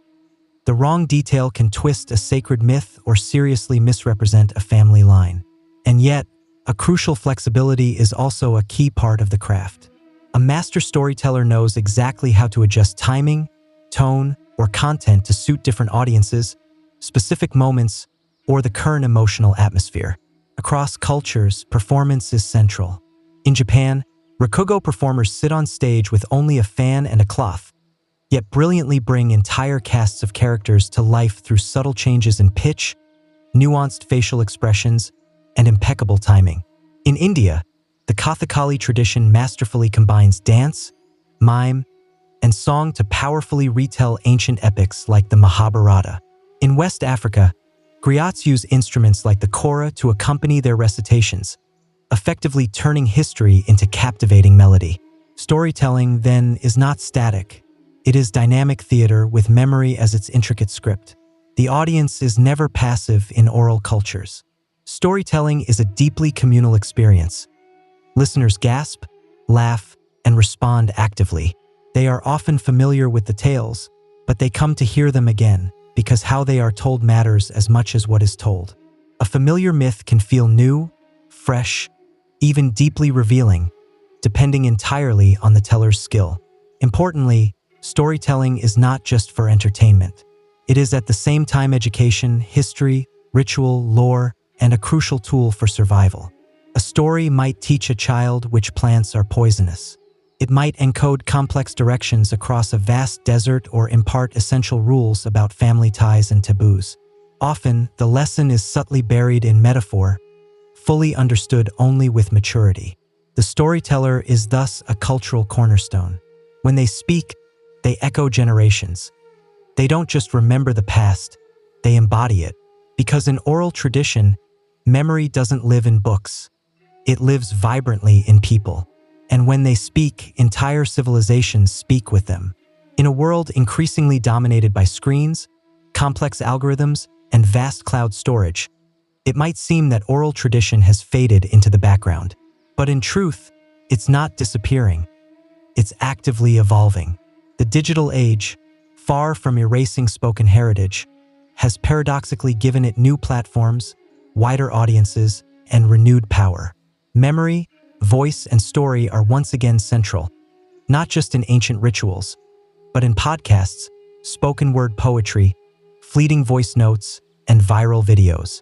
The medium has certainly changed, but the fundamental human impulse remains the same: to remember through the power of voice. Social media, ironically, has brought us full circle back to something ancient. TikTok creators make modern parables in 60-second bursts. YouTubers revive ancient myths and engaging folktales for millions of viewers. Podcasts have become the new campfires, where people gather through headphones instead of hearths to hear stories that move, teach, or entertain. And in many indigenous and marginalized communities, digital tools are now being powerfully used to record elders, revive endangered languages, and carefully archive oral history before it is lost forever. Technology is also deeply empowering cultures that were once ignored. Smartphone recordings of grandmothers telling ancestral stories or children learning tribal songs are now being shared across continents. Entire archives of oral knowledge are now stored online, searchable and shareable. What was once limited to a single storyteller's memory can now be accessed by thousands with the simple press of a button. Yet, this raises important questions. What happens when oral tradition is effectively frozen into a digital file? Can a recorded story carry the same raw energy, subtle nuance, or spiritual weight as a live, interactive performance? Will future generations still truly know how to listen, respond, and feel a story in their bones, not just hear it with their ears? The digital world gives oral tradition a new kind of permanence, but it also, perhaps, detaches it from the living, breathing exchange that once deeply defined it. A story told face to face carries gestures, raw emotion, meaningful silences, and the real presence of a community. It is shaped by the mood of the room, the age of the listener, the time of night. Can a story truly still breathe in a digital archive? The answer may lie in a delicate balance. Oral tradition doesn't have to disappear in the face of modernity. It can blend with it. Podcasts can preserve memory. Live-streamed storytelling can unite global audiences. What ultimately matters is not the format, but the underlying intention. Because as long as people speak and others listen, oral tradition survives. Not as a mere relic, but as a vibrant, living bridge between the past and the future. And its next chapter is being written with voice, not ink. Tucked deep within Egypt's western desert, beyond dunes that roll like endless waves and sun-bleached rocks that shimmer under a brutal sun, lies the Siwa Oasis. It is a place of improbable life and ancient mystery, a true mirage made real, surrounded on all sides by dry desolation. Here, cool freshwater springs, groves of date palms, and olive trees flourish where there should be none. But its true claim to fame isn't its unexpected beauty or its deep isolation. It's the divine voice that once echoed from its sands. Here, at this remote outpost near the borderlands of Egypt and Libya, stood the temple of the Oracle of Ammonius, a sacred sanctuary dedicated to one of Egypt's highest gods. Ammonius wasn't just a deity of the Nile. His influence spanned empires, merging with the sun god Ra to become Ammonius Ra, the king of the gods. But Siwa's oracle wasn't just a religious outpost. It was a spiritual beacon, a place where men came not to worship blindly, but to ask questions of fate and receive answers. Unlike the huge temples of Thebes or Karnak, the temple of Ammonius at Siwa was modest in size, built from limestone and mud brick, weathered by centuries of intense heat and constant wind. Its true strength lay in its deep silence and secrecy. The temple was nestled closely within the town's sandstone cliffs, overlooking the vast sweep of the desert. It felt less like a grand monument and more like a hushed whisper from the divine. Hidden, intimate, powerful. The oracle at Siwa was said to speak through the high priest, who would enter trance-like states during ritual ceremonies, delivering answers directly from Ammonius himself. Those allowed to approach the sacred shrine brought questions of war, succession, and identity. Not just common people, but pharaohs and mighty conquerors journeyed across the blistering sands, seeking a glimpse of their destiny. What made Siwa truly unique was not just its extreme isolation. It was its remarkable independence.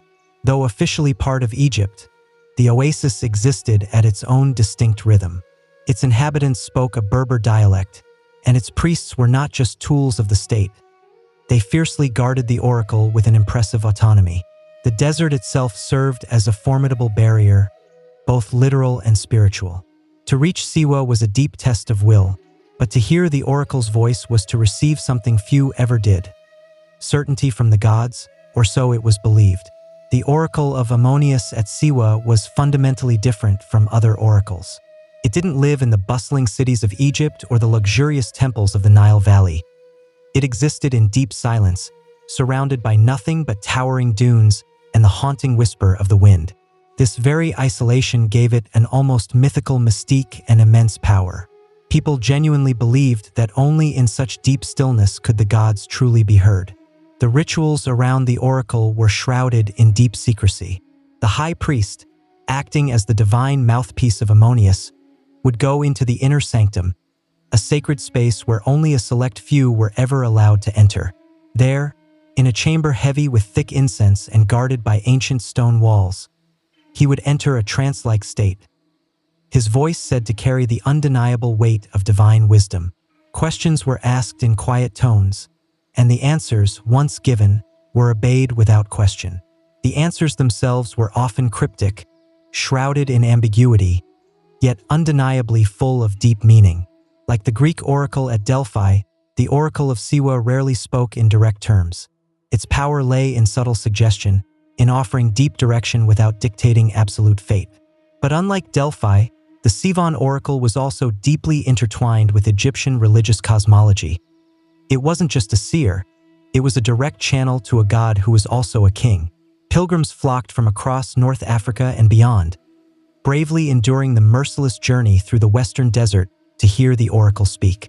Merchants, generals, tribal leaders, and even powerful kings arrived with offerings of oil, incense, and gold, fervently hoping for divine insight into the most difficult choices of their lives. Some came for deeply personal advice. Others came with questions that could literally decide the fate of nations. The oasis itself added to the pervasive mystique. At night, the desert grew impossibly quiet and dark, the sky a blanket of stars, and the wind rustling through the date palms sounded almost like quiet voices. Visitors often reported deep dreams, vivid visions, or sudden feelings of revelation after their visits. Whether by strict ritual or subtle suggestion, the experience left a permanent impression. But it wasn't just religious seekers who came. Shrewd political figures understood the oracle's huge value. To receive its divine blessing was to claim a unique legitimacy, not just among the local people but across the entire Mediterranean world. A prophecy from Siwa could crown a king, justify a war, or even forge an empire. And soon, one man would test that very power, carrying with him a question no mortal had yet dared to ask. Was he a god or just a king? In 331 BCE, a young, ambitious conqueror rode into the Egyptian desert with a crown already on his head and a burning question deep in his heart. His name was Alexander of Macedon, known to history as Alexander the Great. By this point, he had already decisively defeated the Persian Empire and had been declared a pharaoh in Egypt. But mere titles weren't enough. Alexander sought divine approval, not from men, but directly from the gods. And so he turned his eyes towards Siwa. The journey was dangerous. The path from Memphis to Siwa was not marked on any clear map. It wound through scorching desert, treacherous salt flats, and constantly shifting dunes. Greek historians recorded that Alexander and his caravan nearly got lost, saved only by miraculous signs. Ravens miraculously guiding their route, or perhaps divine serpents slithering through the sand. Others claimed they were led by unexpected rainstorms, truly extraordinary events in such a dry land. These tales may have been exaggerated, but they powerfully reflect the mythical tone of the whole expedition. Why did Alexander risk so much to reach this remote temple? The answer lies in his huge ambition, not just to rule the known world, but to go beyond human limits and become something more than mortal. Like the pharaohs before him, Alexander craved divine legitimacy. He believed, or desperately wanted others to believe, that he was not just the son of Philip of Macedon, but the son of Zeus Ammon, the supreme god of both the Greek and Egyptian pantheons, whose earthly voice whispered from the Sivan temple. When he finally arrived at the oasis, Alexander was received with great honor. The priests, surely well aware of his formidable power and extensive political reach, welcomed him into the temple's inner sanctum, a rare and exclusive privilege. What exactly happened in that private meeting remains a deep mystery. No detailed account exists, but Alexander came out profoundly changed. Later, when asked about what the oracle had told him, he was famously vague. Some sources suggest the oracle addressed him directly as the son of Zeus. Others claim Alexander received a prophecy of ultimate victory and divine favor. Whatever the truth, Alexander's demeanor and self-image noticeably shifted. He increasingly presented himself as a semi-divine figure, commanding loyalty not just as a king, but as a god in human form. The desert had given him more than just an answer. It had given him a powerful myth. And a myth, once embraced, could move armies, build cities, and fundamentally reshape empires. The temple had spoken, and Alexander never looked back. The temple of the oracle at Siwa stood at a unique crossroads of cultures, not just geographically, but spiritually. Its main deity, Ammonius, had long been one of Egypt's most powerful gods. But as Greek influence spread throughout Egypt, Ammonius went through a fascinating transformation in the minds of the Mediterranean world. He was subtly reborn as Zeus Ammon, a powerful fusion of two supreme gods, Egyptian and Greek, united in the blazing desert of Siwa. This fusion was far more than symbolic. It reflected a broader syncretism, the deep blending of beliefs, images, and rituals that inevitably happened when mighty empires collided. For the Greeks, Zeus was the undisputed king of the gods, thunder-wielding, bearded, all-powerful. Ammonius, for the Egyptians, was the hidden one, unseen, mysterious, the very breath behind all creation. He was often shown with ram's horns, powerful symbols of virility, strength, and divine presence. When Greeks met Ammonius, they immediately recognized a familiar authority and naturally gave him the name Zeus Ammon. At Siwa, this blended identity gained extraordinary weight. The priests there were Egyptian, carefully trained in ancient rites, yet their fame reached across the Hellenistic world. For visiting Greeks, like Alexander the Great, the oracle of Zeus Ammon represented not only a divine voice but also a crucial bridge between two distinct civilizations. If Alexander could be declared the son of Zeus Ammon, he could effectively rule both Greeks and Egyptians with a single, unifying divine family line. The imagery seamlessly followed him. Coins minted during his reign began to show Alexander with ram's horns, a direct and unmistakable reference to Zeus Ammon and his claimed divine fatherhood. This was no mere stylistic choice. It was a potent political message. Alexander wasn't just endorsed by the gods, he was, in essence, of the gods. This bold claim helped unify his vast and diverse empire, where religion was as much a tool of governance as a sword or a law. The cult of Zeus Ammon spread far beyond Siwa. Temples were either built or rebranded in his name across North Africa, Greece, and even parts of Asia. Pilgrims continued to make the hard journey to Siwa, drawn by the mystique of a god who was both intimately familiar and deeply foreign, both Greek and Egyptian. The temple had gone beyond its role as a mere shrine.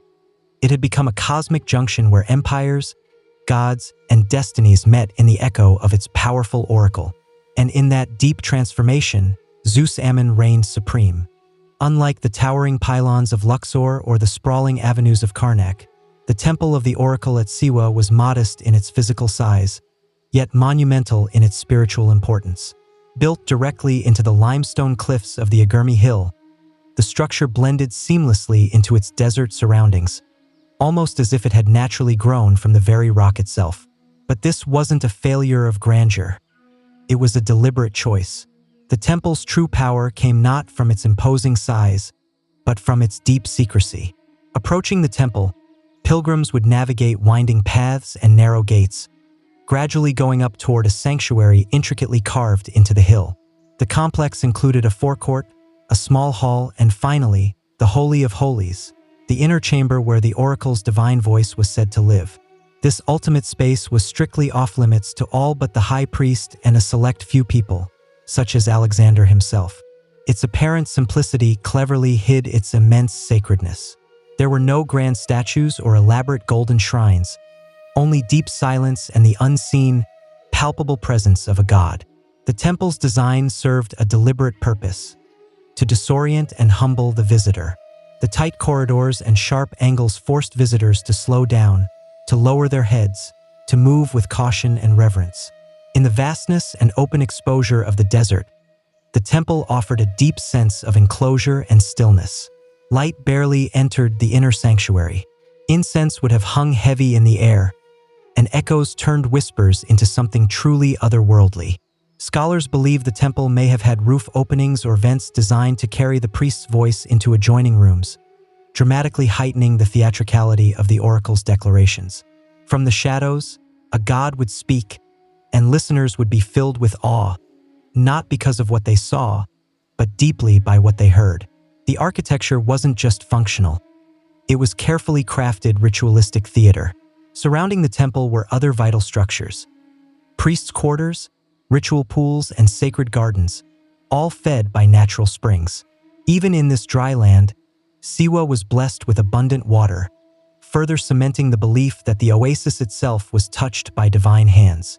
From this sacred hill, one could look upon the dunes stretching endlessly, a constant reminder of the temple's deep isolation and immense importance. This was not a place for bustling crowds. It was a revered space for pilgrims, prophets, and kings, a sanctuary designed not to impress the eyes, but to stir the very soul. And in that still, secluded chamber, the future could be whispered from ancient stone. As centuries passed and empires shifted, the temple of the oracle at Siwa began to fade, not in legend, but in its active voice. The divine breath that once stirred the desert winds grew still. By the time the Roman Empire firmly took hold in Egypt, the oracle's importance had definitely begun to decline. What had once been a cosmic crossroads between gods and kings was now a revered relic of a fading world.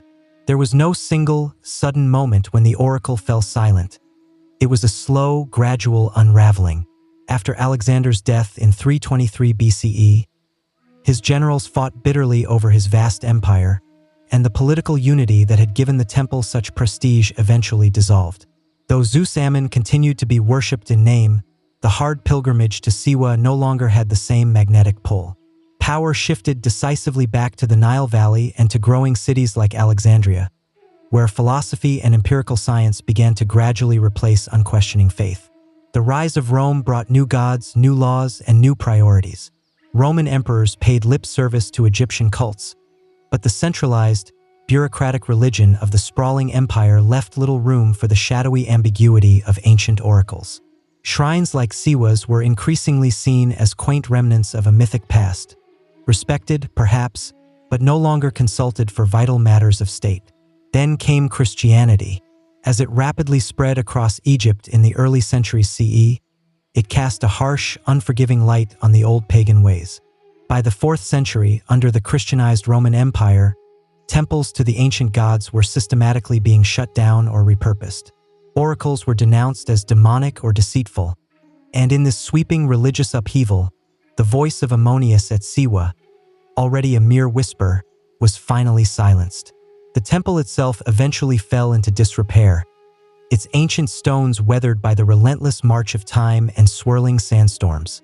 Priests vanished, rituals stopped, and the god who once spoke to Alexander and guided kings now stood mute, buried metaphorically under the sands of history. Travelers still visited, curious about its lasting legacy, but found only deep silence and crumbling ruins. And yet, the story did not vanish. Siwa itself became a legend, a place spoken of in quiet tones by scholars and dreamers. The temple may have lost its oracle, but it had gained something else, an enduring mystery. In its silence, the temple became immortal, not in fleeting prophecy, but in enduring memory, not in temporary sound, but in resilient stone. For centuries, the temple of the oracle at Siwa lay largely hidden from the wider world, buried not under rubble but under deep forgetfulness. The oasis itself remained inhabited, its people living in quiet, continuous tradition, but the once sacred temple was no longer a major place of pilgrimage.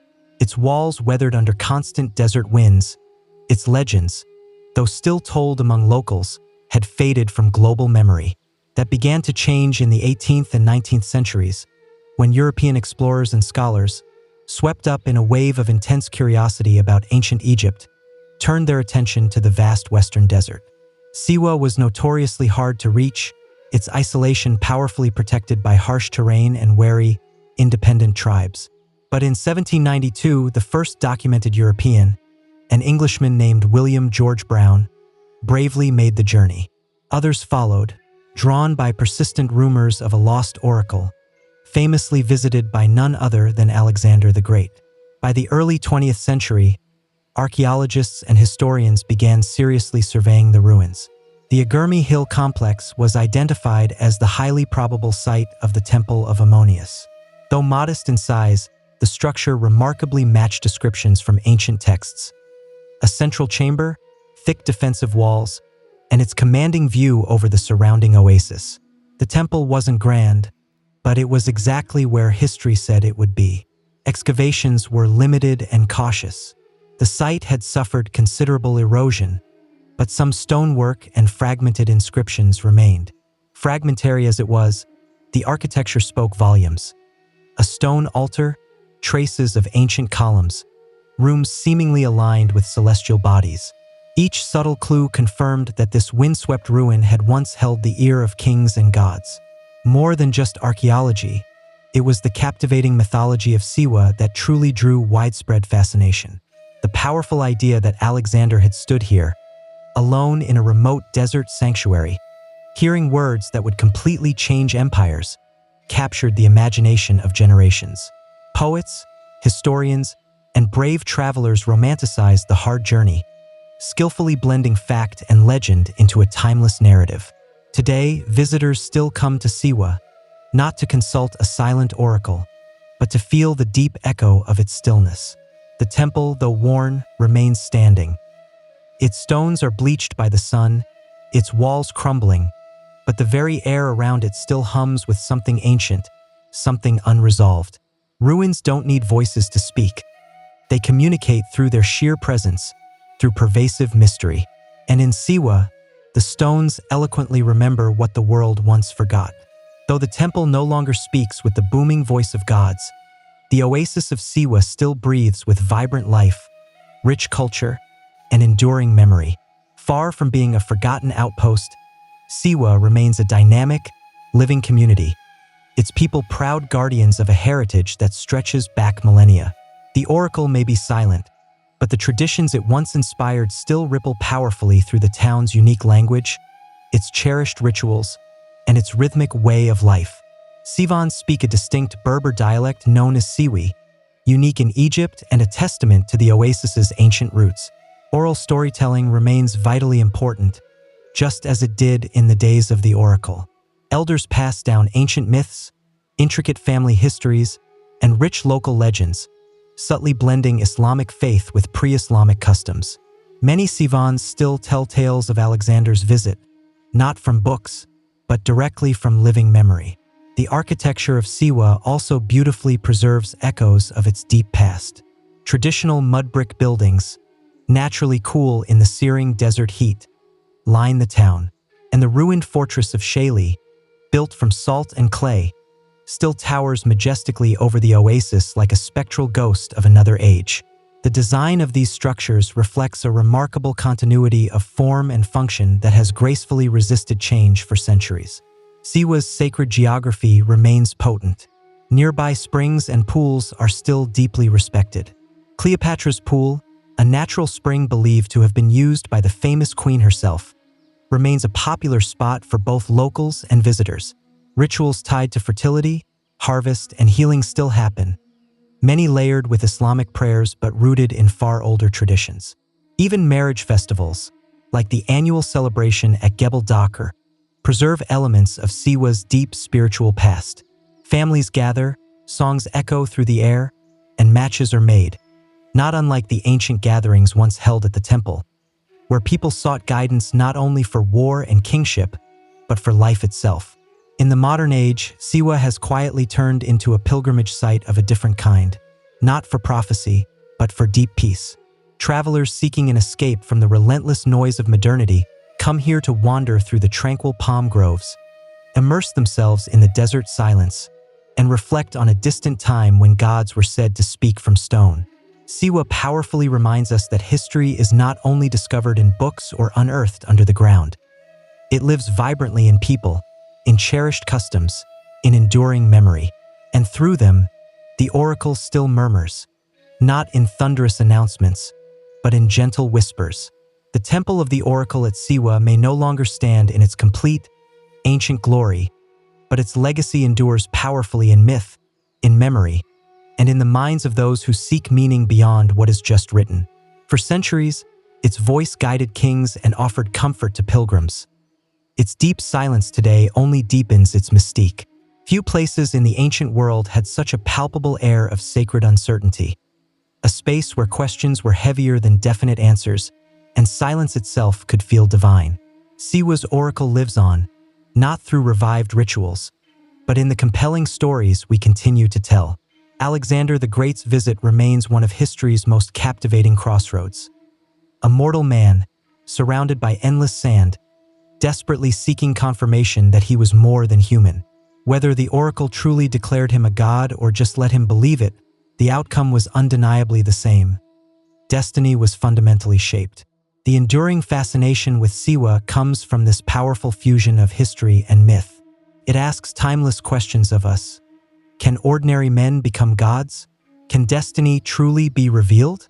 Does the voice of truth ever speak plainly, or only in mysterious riddles? And perhaps most importantly, do we still have the ability to listen for those whispers?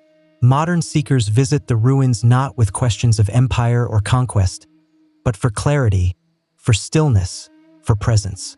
The desert remains vast and unmoved, the temple crumbling but magnetic. The very same sun that scorched Alexander's caravan now gently warms curious travelers. The same deep silence that once filled the Holy of Holies still embraces the broken walls. Siwa invites deep reflection, not because it provides definite answers, but because it has always honored the very act of asking. The oracle, like all ancient voices, was never just about fortune-telling. It was about direction, affirmation, and deep possibility.